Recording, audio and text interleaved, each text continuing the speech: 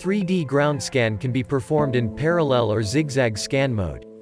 Experienced users who want to scan even faster may use the zigzag mode.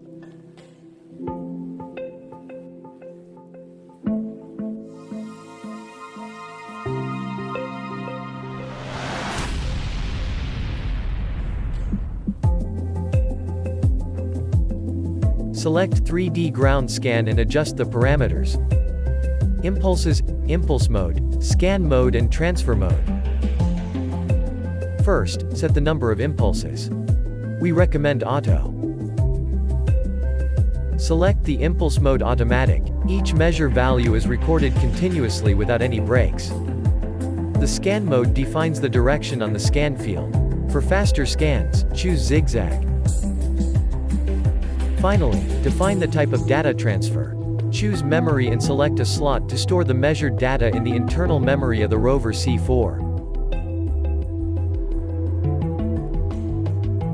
After selecting the 4 parameters, go to the starting point of your first scan line and press start as soon as you start walking.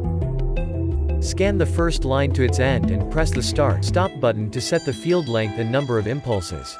Remain at the end of the line and turn 180 degrees around your own axis. Rotate the probe so that the arrow is pointing in the same direction as in the first line.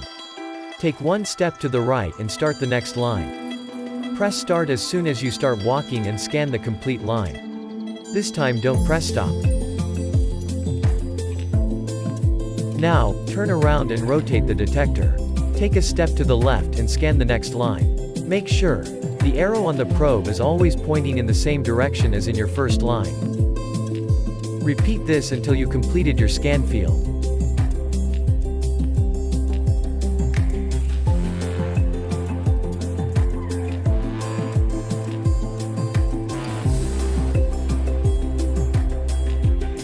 Alternatively, you can walk forwards and backwards without rotating around your own axis.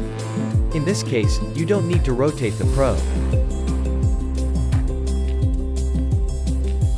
But keep in mind that walking backwards might affect the measurement results. It is more difficult to keep straight lines and the walking speed may be slower than when walking forwards. If you are undecided, we recommend you to use the scan mode parallel.